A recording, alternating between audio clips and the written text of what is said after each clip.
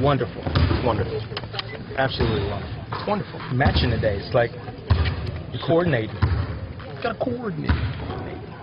You touched on the other night, physicality, hitting first, that sort of thing. Is that something you've preached to try and get better on the interior defensively? It's just a mentality that we have to continue to try to grasp.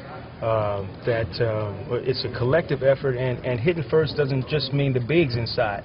You know, a small can come back and, you know, get his elbow on a big and help the big. So it's a collective physicality.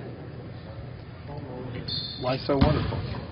What's got you in the mood? It's just a great day. I'm coaching basketball. Look forward to seeing you guys after practice. This is a good day. Good day. Good day, Casey. Was Glenn able to do anything more? He did not practice today. Etwan, same thing? Etwan did not practice today. Talk about Carmelo, I guess, the progression that he's gone from last year to this year. Obviously, in the MVP talks. What have you seen from him? He's been unbelievable. I think he has a great coach who has really pushed him to new heights. And you know, he's good on both ends of the floor and a tough guard. You can see from the game against San Antonio that his ability to not only score the basketball but get shots for his teammate and the pressure he puts on your defense on a nightly basis. What's made them so tough this year? Why have they gotten up to such a good start? For me, looking on the outside, I think it's a collection of things. The fact that you have a group of veterans, whether it's Tyson Chandler and Jason Kidd added to the mix. Then you got guys who can shoot the basketball and create shots. J.R. Smith, Steve Novak can shoot the basketball. So they got guys who can collectively, the skills, they really blend well together. The stretch that you're on, injuries could be something that people talk about. Just missed some shots late. Is that talked about at all inside the locker room, or are you guys just focused on the next one?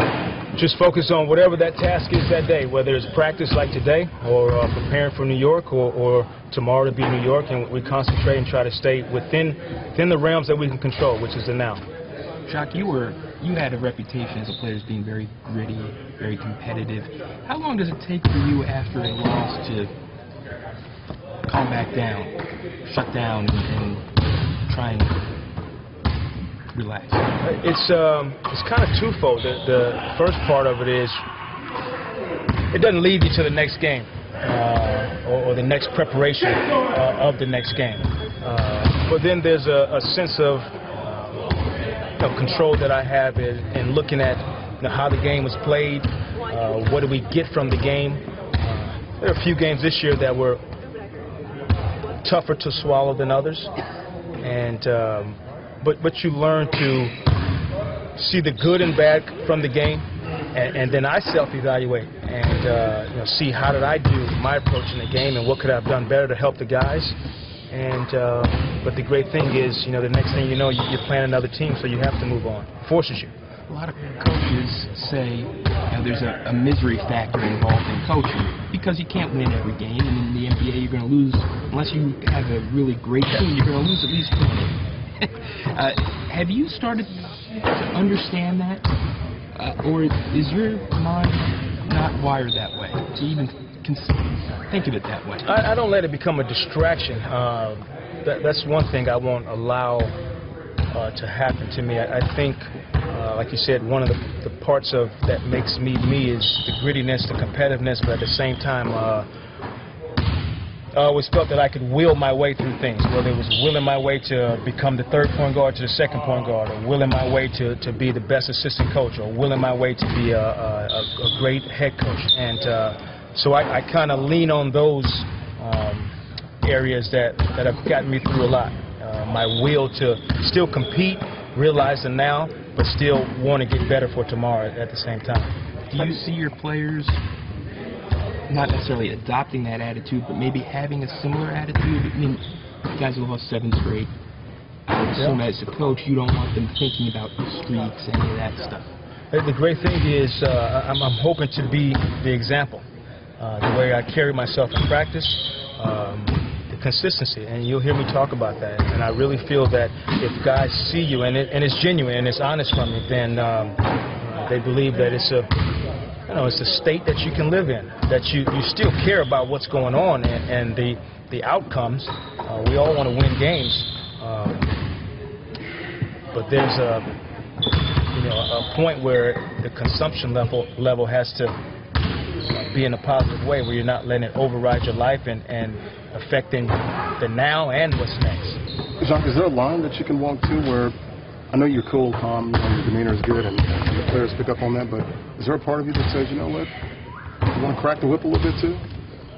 Is that okay? It's just because, I'm not swearing every other word doesn't mean I'm not holding guys accountable. And so that's the most important part is I have not strayed and I will not stray away from holding guys accountable. And I think I've always believed that the honesty and the fairness, if you present that to your players and you're consistent about it, they can accept it. Without a doubt. The accountability can be accepted if you're honest from the start and you're fair from the start and you stay that way. You don't deviate and you stay consistent, then they can appreciate that and respect it. You talk about your will as far as getting that to translate with your players. Jordan had a strong will, but it was kind of hard for him to rub that off on other guys. Some guys, it's just, it's different, to kind of, show that to other people. How do you get that to translate to the guys? Well, you just can't say, hey, I've got goodwill, follow me. No, you continue. I bet a bunch of people of Jordan's teammates to see how it translated in practice, whether it was a game that was tied up 3-3 and he tried to will him and showed his competitive nature. Some people approach it different ways. There's different ways to lead, and from day one I said I was going to be who I am and no one else. I'm not trying to coach like anyone else. This is me, my personality, and I'm a positive person. I'm going to continue to be that way. You mentioned that grittiness as a player. You can put up extra shots, you can take a few more sprints, anything like that. How do you do that as a coach, to make that extra? Well, you do it in your preparation and your planning, your thought process. You don't settle on just what everyone else is doing. You stay innovative and you stay trying to create an environment where your players can thrive in. You talked about with your rookies having prior experience going against a guy, helps the second time around. Mo had some success against Carmelo last time. Can he help you tomorrow night, maybe, in the matchup against Carmelo? Well, we'll need a lot of people. In that game, a lot of people, whether it was Glenn, Mo, Josh, a lot of different matchups on Carmelo, and that's just the position he puts you in. And we'll need everybody. What's your thing with the defense? What have you seen where the slippages come? Is it totally interior defense, or are there other places?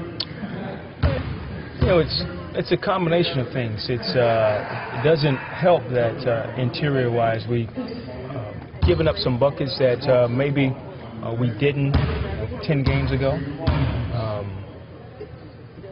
But it's a combination of the shots that we get and the pressure that other offense is putting on us, and at the same time we've asked different people to play different roles that 10, 12 games ago they weren't playing, whether it's minutes, whether it's individuals who weren't in the rotation, and so that takes time as well for those guys to get accustomed to playing 28 minutes, and they were playing 8 minutes, and that's part of the adjustment also. During the 7-game streak, how much of the guys appreciated your positive approach? How much can you share of that with us? Just how they've been receptive to it. And like you said, you don't have to scream, you don't have to yell, you don't have to curse.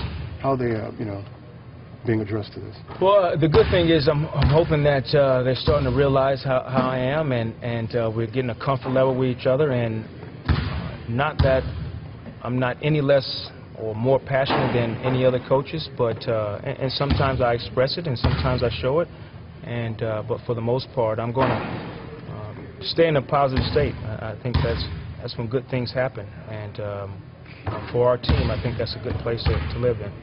What did you do out here today? We worked on a little bit of New York stuff. Not a lot because we practiced yesterday, and probably a harder practice yesterday. We got up and down full court wise, so more so letting guys just get a little sweat and be ready for tomorrow. Anything new with Al? Nothing new, nothing. Just shooting a little bit more, seems like, but nothing new. He did not practice. Thanks, Coach. Indeed, guys.